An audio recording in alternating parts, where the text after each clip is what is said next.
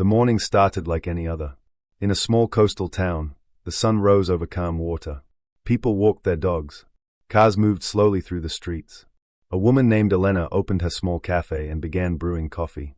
Children ran to catch their school bus. It was a Tuesday. Ordinary. Forgettable. Then the sky tore open. It happened without warning.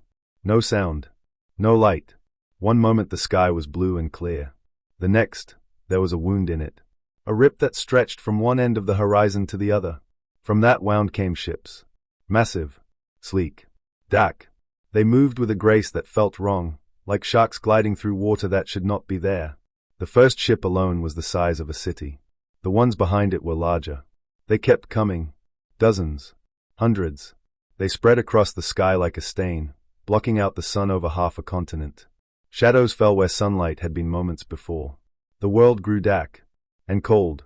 Elena stepped out of her cafe and looked up. Her hands stopped moving. The coffee cup she was holding slipped from her fingers and shattered on the pavement.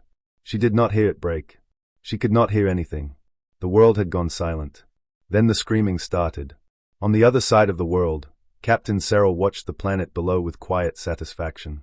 Their ship, the Vengeance Asterisk, hung in orbit like a predator watching its prey. Around them, the fleet spread out, taking positions that had been perfected over centuries of conquest. Cyril was Vorkath. Tall. Pale. Eyes that held no warmth. They had been born into the Dominion and had spent their entire life serving its expansion. 300 worlds had fallen under their command. 300 species had looked up at Vorkath's ships and understood that resistance was useless. This world would be number 301. The scans came in quickly. Cyril studied the data with a smile. The humans were primitive. Their technology was crude, built on chemical propulsion and nuclear fission. They had no energy shields. No plasma weapons. No faster-than-light travel. They had barely managed to put a few of their own on their single moon. They were also divided. The scans showed hundreds of separate nations, each with its own government, its own military, its own language. They spent much of their history fighting each other. They had not even united to explore their own solar system. Cyril leaned back in their command chair. This would be easy. The kind of conquest that did not even require thought. Prepare a planet-wide broadcast, Cyril ordered. Standard terms. The communications officer nodded. Ready. Cyril stood. Their image would appear on every screen on the planet below. Every communication device. Every display. The humans would see them and no fear. It was always the same. People of this primitive world, Cyril began, their voice cold and steady. You are now under the authority of the Vorkath Dominion. Your species has been classified as primitive and unworthy of self-governance. You will surrender your world to us immediately. Any resistance will be met with total annihilation. You have 1 standard hour to comply. The broadcast ended. Cyril sat back down and waited for the inevitable message of surrender. It always came. Sometimes in minutes. Sometimes after a few desperate attempts to fight. But it always came. On Earth, the hour began to tick down. Elena stood in the street with everyone else, staring at the screens that now showed the alien face. The words echoed in her head. Surrender. Annihilation. 1 hour. Around her, people were crying. Holding each other. Some were on their knees. Some were running. But Elena did not move. She looked at the ships filling the sky and felt something she did not expect. She was afraid, yes.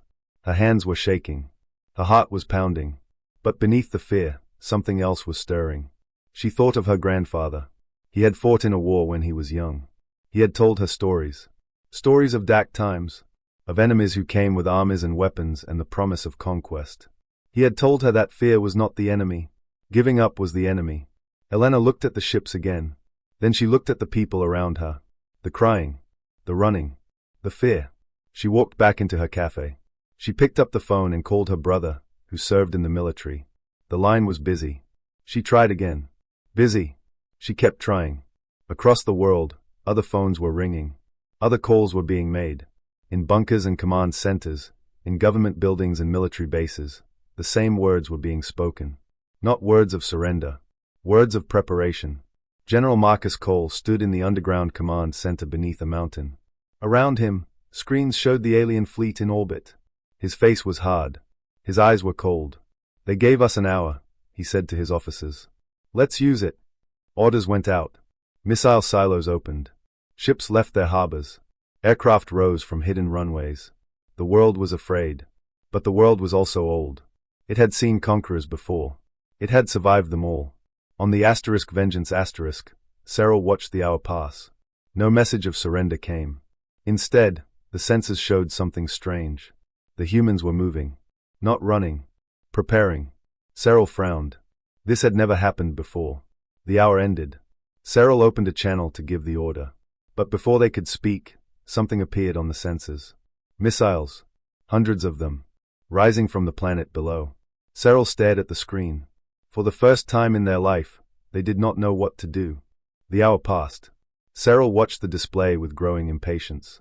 No message came. No surrender. No plea for mercy. The humans were not talking to the fleet at all. Their communications networks were active, buzzing with signals, but they were only talking to each other. Cyril frowned. This was wrong. The pattern was always the same. Show power. Demand surrender. Receive submission. It had worked 300 times. They are testing us, Cyril said to the officers on the bridge. They want to see if we are bluffing. Show them we are not. The second broadcast went out. Cyril's face appeared on every screen on Earth once more. Your time is up. You have made a grave mistake. We will now demonstrate the price of defiance. A single Vorkath ship broke from the fleet and descended toward the planet. It was a destroyer, sleek and deadly, its hull lined with weapons that had cracked the defenses of 100 worlds. Its target was a military installation in the middle of an ocean. A show of force. A surgical strike. Enough to cow the population into submission. Cyril watched the ship descend. The sensors showed it entering the atmosphere. Moving toward the target. Everything was going as planned. Then the ship's signal disappeared. Cyril stared at the display. The signal was gone. Not damaged. Not fading. Gone. Report, Cyril said, their voice sharp. The sensor officer worked quickly. The ship is destroyed. Sensors show multiple impacts. Kinetic projectiles. Missiles. Hundreds of them. Cyril's eyes narrowed. They have orbital defenses. No. The missiles came from the surface. From the ocean. From hidden locations. The ship's shields were not designed for that many kinetic impacts. They were overwhelmed. Silence filled the bridge. Cyril looked at the display where the destroyer's signal used to be. This had never happened. Primitive species did not fight back. They surrendered. That was the natural order. That was the law of the galaxy. But the humans had broken that law. Rage filled Cyril. Cold. Focused. Full invasion, they ordered. All dropships. All warriors. We will show these primitives what happens to those who resist. Thousands of dropships launched from the fleet. They descended toward Earth like a metal rain. Each ship carried Vorkath warriors in full battle armor, soldiers who had conquered 300 worlds. They were ready. They were eager. They entered the atmosphere. And the humans showed them what they had been doing for the past hour. Every anti-air weapon on the planet opened fire. Missiles rose from hidden silos in the mountains. Artillery fired from positions that had been built into the hills. Railguns on ships in every ocean sent projectiles screaming into the sky. The Vorkath drop ships had been designed to fight other spacefaring civilizations. They were built to withstand energy weapons and plasma fire. They were not built for this. For a sky filled with metal. For a world that had turned itself into a fortress. Half the invasion force was destroyed before it reached the ground. The remaining drop ships made it to the surface, but they were scattered. Disorganized. They landed in cities. Jungles. Deserts. Mountains. Far from their targets. Far from each other. The Vorkath warriors deployed. They had done this 100 times. Land on a primitive world. Crush the local forces. Establish control. It was simple. It was easy. The warriors moved into the cities. They expected to find terrified civilians and disorganized soldiers. Instead, they found walls of fire. The humans did not run. They fought from buildings.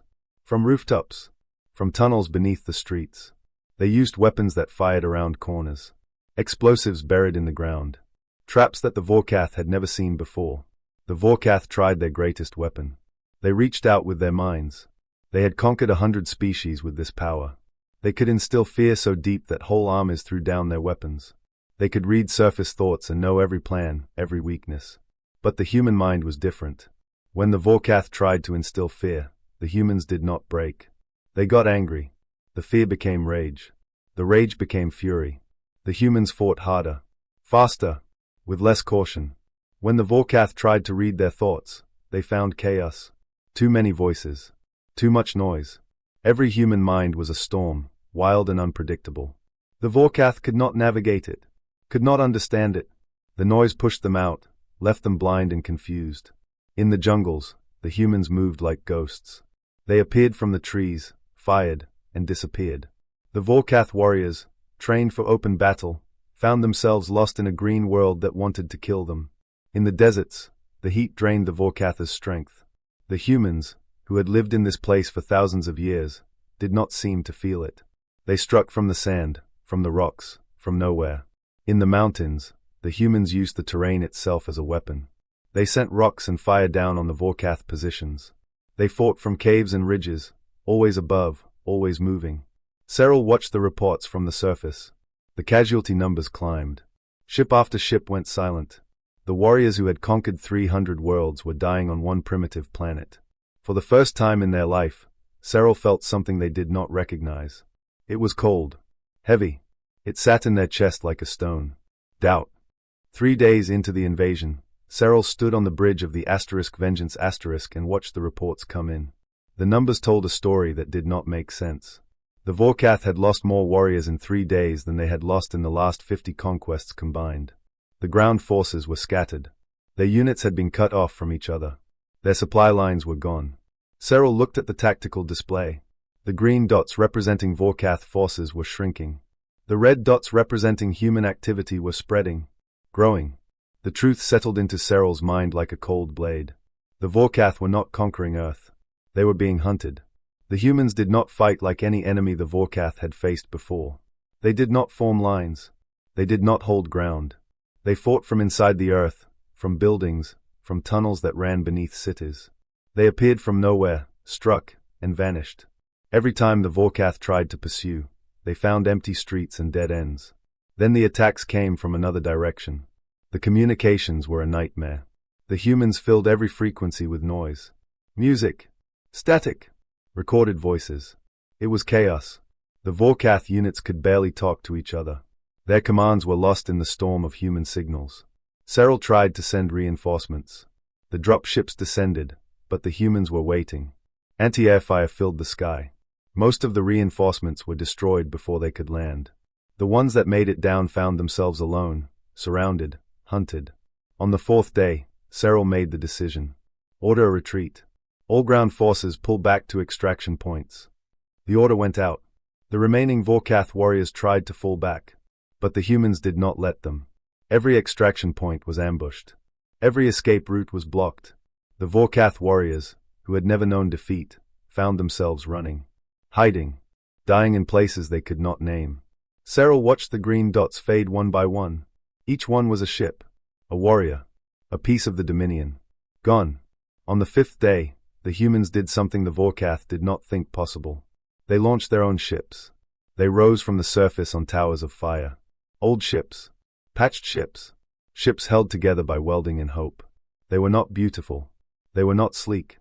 They looked like the humans had built them from scraps, from salvage, from anything they could find. But they carried nuclear weapons. Cyril stared at the display. Hundreds of human ships were climbing toward the fleet. Behind them, more were rising. Missiles. Satellites. Every piece of technology the humans could throw into space. They were not fighting like a species trying to win. They were fighting like a species that would rather die than lose. Open fire, Cyril ordered. The Vorkath fleet opened up. Energy weapons cut through the human ships like knives. Dozens exploded. Dozens more broke apart. But the humans did not stop. The ships behind them kept coming. Kept firing. Their weapons were primitive, but there were so many of them. So many. One human ship made it through the fire. It was old. Scarred. Its hull was blackened from the heat of launch.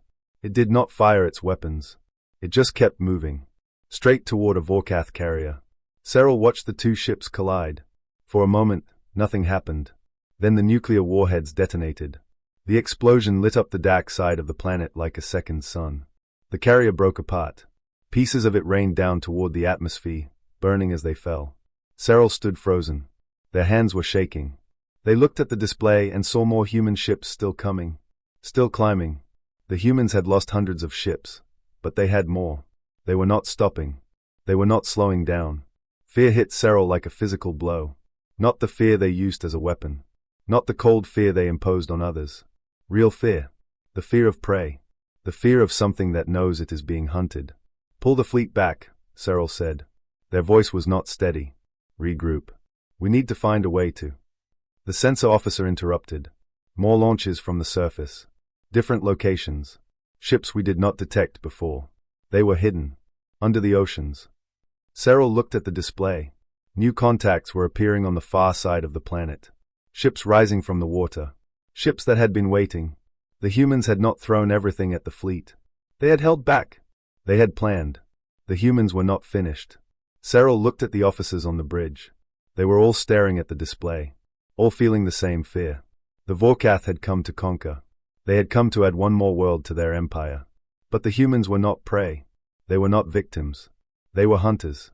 And they had just shown the Vorkath what it felt like to be the hunted. Cyril opened a channel to the fleet. Their voice was barely a whisper. All ships. Fall back. Now. The Vorkath fleet sat in high orbit, far above the range of the human missiles. Cyril stood on the bridge, looking at the damage reports. 23 ships lost. 3,000 warriors dead. All for a primitive world that should have fallen in a single day. Cyril's hands were steady now, but the cold weight in their chest had not gone away. It had grown. It sat there, heavy and unmoving. The fleet had pulled back to regroup, to plan, to find a way to win. But Cyril had been looking at the tactical display for an hour, and no plan came. The humans had shown them something the Vorkath had never seen before. A species that would not break. A world that would not kneel. Cyril's second-in-command, an officer named Velkin, approached with a new report. Their face was pale. Their movements were stiff. "Commander," Velkin said, "the humans are broadcasting something." Cyril did not look away from the display. A message? No. A signal. A targeting lock. Cyril turned. Velkin brought up the display. Hundreds of red dots appeared on the screen. Each one represented a human targeting system. They were painting every Vorkath ship. Every single one. "They cannot reach us here," Velkin said. "Their weapons do not have the range. But they are tracking us. Every ship. Every position." Cyril stared at the red dots. They were steady. Unmoving. The humans were not trying to hide what they were doing. They wanted the Vorkath to know. "They are telling us they will not forget," Cyril said quietly. On the bridge, the officers exchanged glances. No one spoke. The red dots burned on the display like eyes watching from the deck. Then a new signal came. This time, it was not a targeting lock. It was a voice. A human voice. Calm. Steady. Old. Alien fleet. "This is General Marcus Cole of Earth Defense Command. You have attacked our world. You have killed our people. You have 3 choices. You can leave now and never return. You can stay and see what else we have hidden. Or you can come down here and finish this. But we promise you, whatever you choose, we will make sure you remember this day for the rest of your lives." The message ended. The bridge was silent. Cyril looked at their officers. They saw fear in every face. The same fear Cyril felt. The fear of a predator that had found something it could not kill. One officer stepped forward. "We can destroy them. We have the firepower. We can burn their world from orbit. End this." Another officer shook their head. "We cannot. Look at them. They are not afraid. They have already shown us they would rather die than surrender. If we destroy their world, we will spend the rest of our existence watching for their revenge. They will not forget. They will not forgive. They will come for us. Maybe not tomorrow. Maybe not in 100 years. But they will come. They will always come." Cyril closed their eyes. They thought of the 300 worlds they had conquered. The species that had bowed. The civilizations that had crumbled. They thought of the fear in the eyes of those species when the Vorkath fleet arrived. The begging. The pleading. The surrender. And then they thought of the humans. The species that had not bowed. The civilization that had not crumbled. The species that had looked at the Vorkath fleet and decided to fight. Cyril opened their eyes. They looked at the display. At the red dots. At the world below, blue and white and green. A world that should have been theirs. A world that had cost them more than any other. They opened a channel. Their voice was steady, but there was something new in it. Something that had never been there before. Humility. This is Commander Cyril of the Vorkath Dominion. We request a ceasefire. The words hung in the air. On the bridge, no one moved. No one spoke.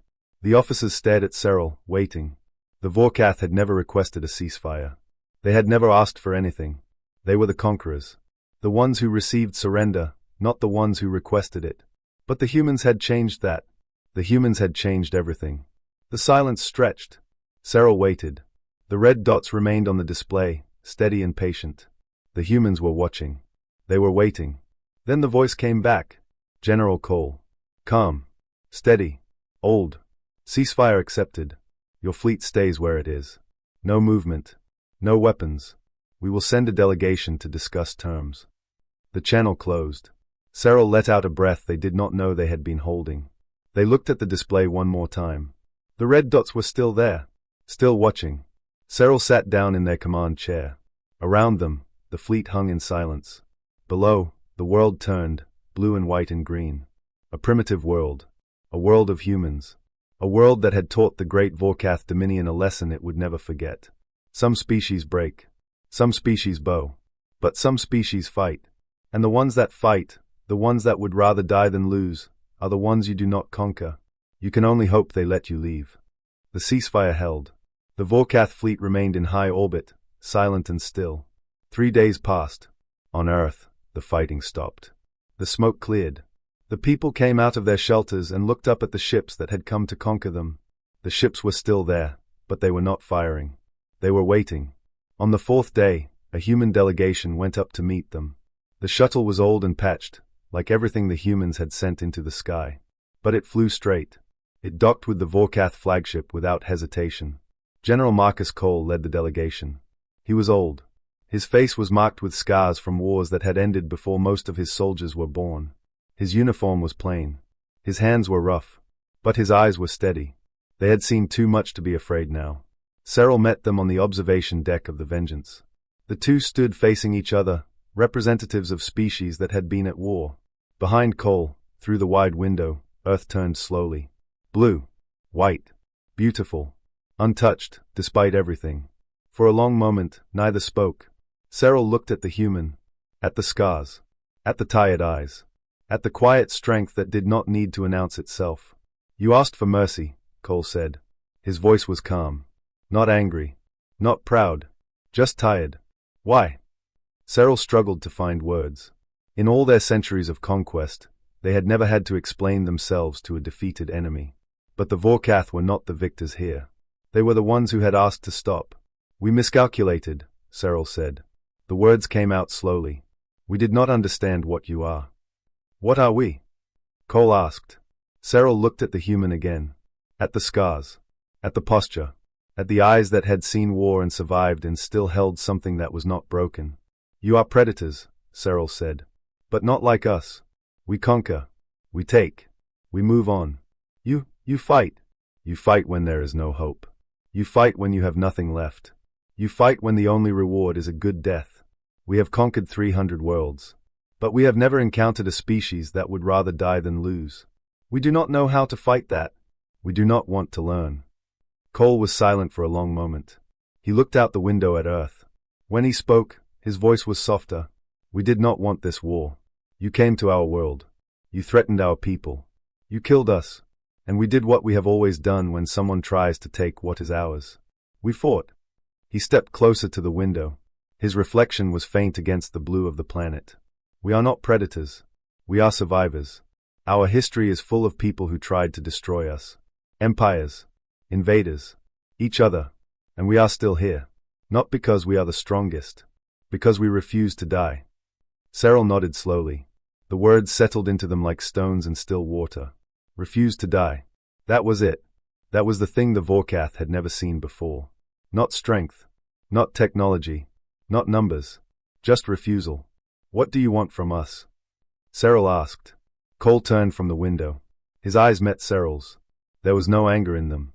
No triumph. Just the same tired steadiness. Leave. Tell your empire that Earth is not worth the cost. Tell them that we are not worth the fight. And tell them that if anyone comes back, we will not ask for mercy. We will give them what we gave you. The Vorkath fleet left Earth orbit 3 days later. They did not look back. They moved out of the system in silence, their ships scarred, their numbers diminished. Behind them, the small blue world grew smaller and smaller until it was just a dot of light, and then nothing. On Earth, the rebuilding began. The damage was repaired. The scars healed. But the memory remained. The memory of the day the sky opened. The day the conquerors came. The day humanity stood up and refused to break. In the years that followed, the Vorkath Dominion learned to stay away from that small blue world at the edge of the galaxy. Other empires heard the story. The legend spread. A species that would not break. A world that would not fall. A people who, when faced with annihilation, chose to fight and somehow, impossibly, won. And on Earth, life went on. The humans did not celebrate their victory. They did not build monuments. They simply remembered. They remembered that when the darkness came, they did not hide. They did not beg. They stood up, looked the darkness in the eye, and refused to blink. Somewhere in the void between stars, Commander Cyril carried the memory too. The memory of a primitive world that taught the greatest conquerors in the galaxy one simple truth. Some species do not break. Some species fight. And some species, when pushed too far, show mercy not because they are weak, but because they have already proven they are strong enough not to need it.